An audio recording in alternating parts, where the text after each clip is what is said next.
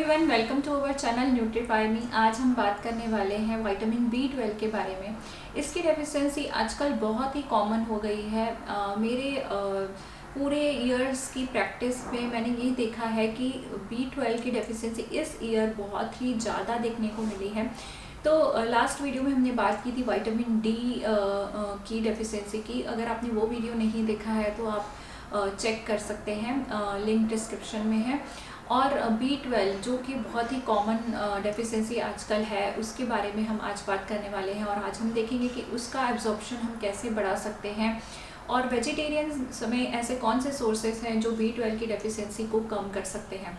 और इसके साथ साथ B12 हमारी बॉडी में कौन से ऐसे फंक्शंस करता है जिससे आप उसकी इम्पोर्टेंस को समझ सकें। और अगर आपको B12 की डेफिशिएंसी है तो आप ये फूड सोर्सेस अपने डाइट में ज़रूर इंक्लूड कीजिए। और B12 के एब्जॉर्प्शन को हम कैसे बढ़ा सकते हैं वो बहुत ही इम्पॉर्टेंट है, क्योंकि अगर आप इंजेक्शंस के थ्रू या सप्लीमेंट्स के थ्रू अगर B12 लेते हैं पर कुछ दिनों के बाद फिर से आपको ये डेफिशिएंसी हो जाती है, अगर आपका डाइट और लाइफस्टाइल और अगर आपका गट हेल्थ अच्छा नहीं है, आपका एब्जॉर्प्शन अगर अच्छे से नहीं हो रहा है, तो आइए देखते हैं कि B12 हमारी बॉडी में कौन से ऐसे फंक्शंस करता है। फर्स्ट और इम्पॉर्टेंट फंक्शन जो है विटामिन B12 का वो है DNA सिंथेसिस का।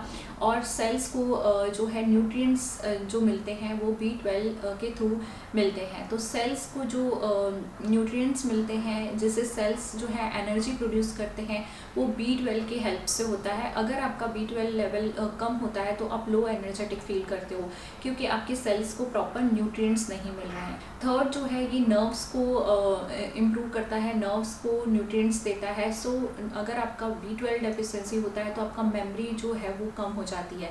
और इसका जो मोस्ट इम्पॉर्टेंट फंक्शन है वो है मेटाबॉलिक को बूस्ट करना, मेटाबॉलिज्म को इम्प्रूव करना। तो अगर आपका B12 जो है वो कम रहता है तो ऑटोमेटिकली आपका मेटाबॉलिज्म भी कम रहता है। तो B12 जो है नर्व्स और सेल्स इन सब के लिए ही इम्पॉर्टेंट है।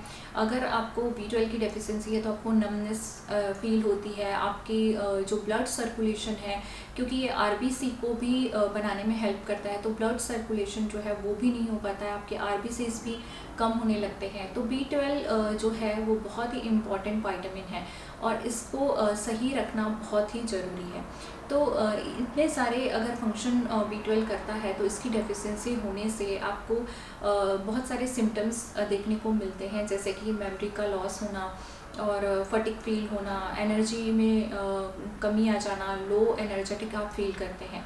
तो इसे कंप्लीट कैसे किया जाए? जनरली आपने सुना होगा कि नॉन वेजिटेरियन फूड्स में ही विटामिन B12 होता है, बट ऐसा नहीं है। वेजिटेरियन फूड में भी आपको अच्छा विटामिन B12 मिलता है। मैंने बहुत सारे ऐसे क्लाइंट्स देखे हैं जो अच्छा नॉनवेज लेते हैं फिर भी उनका विटामिन B12 जो है बहुत कम होता है, बिकॉज ऑफ कि उनका जो एब्जॉर्प्शन है, B12 का जो एब्जॉर्प्शन है वो अच्छे से नहीं होता है। अगेन आप सप्लीमेंट के थ्रू भी विटामिन B12 लेते हैं तो आपका जो है विटामिन एब्जॉर्ब नहीं होता है और कुछ समय के बाद फिर से विटामिन B12 की डेफिशिएंसी हो जाती है। विटामिन B12 एक वाटर सॉल्युबल विटामिन है और ये लीवर में भी थोड़ा बहुत स्टोर होता है।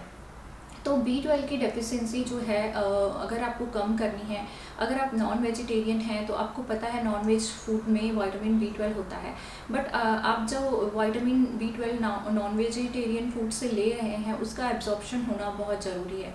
तो इसके लिए आपको क्या करना है? इसके लिए आपको अपनी गट हेल्थ, गुड बैक्टीरियाज को अच्छा रखना है। तो हमेशा अपनी डाइट में प्रोबायोटिक्स और प्रीबायोटिक्स ज़रूर इंक्लूड करें, जिससे आपके गुड बैक्टीरिया का रेशियो बढ़ता है। मैंने लास्ट वीडियो में विटामिन D की डेफिशिएंसी के बारे में डिस्कस किया था, उसमें भी मैंने आपको बताया था कि प्रोबायोटिक्स और प्रीबायोटिक्स इंक्लूड करना बहुत ज़रूरी होता है। और मैं अगेन एंड अगेन ये चीज़ें बताती हूँ, लेकिन हम भूल जाते हैं और वो चीज़ें हम करते नहीं हैं। सो अगर आपको किसी भी विटामिन की डेफिशिएंसी नहीं चाहिए तो आपकी गट हेल्थ जो है वो अच्छी होनी बहुत ज़रूरी है।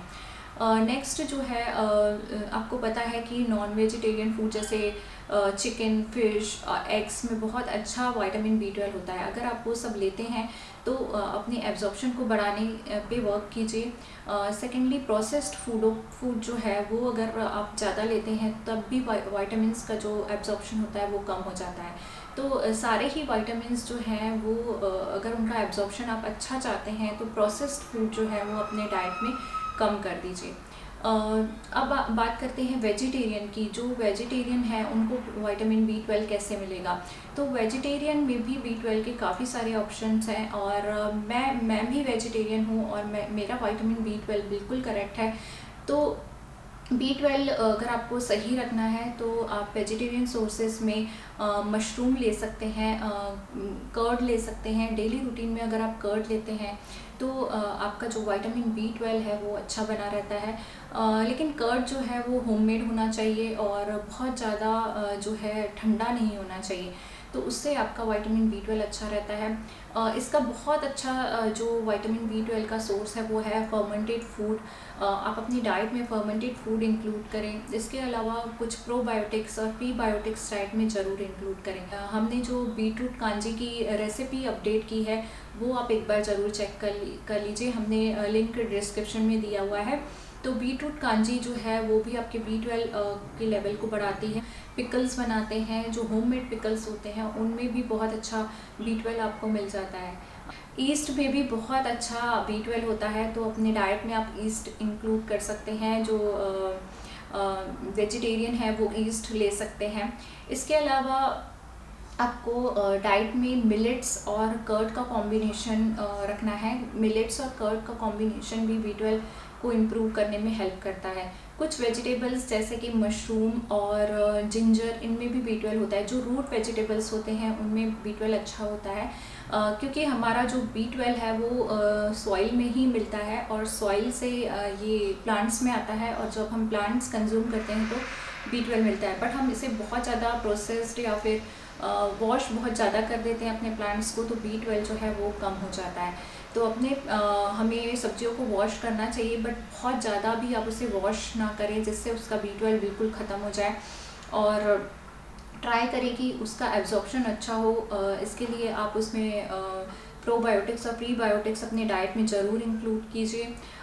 इसके अलावा अगर आपको B12 की डेफिशिएंसी बहुत फ्रिक्वेंट हो रही है तो आप अपनी लाइफस्टाइल को चेक कीजिए। आपका स्लीप प्रॉपर नहीं हो रहा है या फिर आपको स्ट्रेस लेवल ज़्यादा है, बहुत ज़्यादा प्रोसेस्ड फूड खा रहे हैं, तो उससे भी आपका विटामिन B12 जो है वो कम हो जाएगा।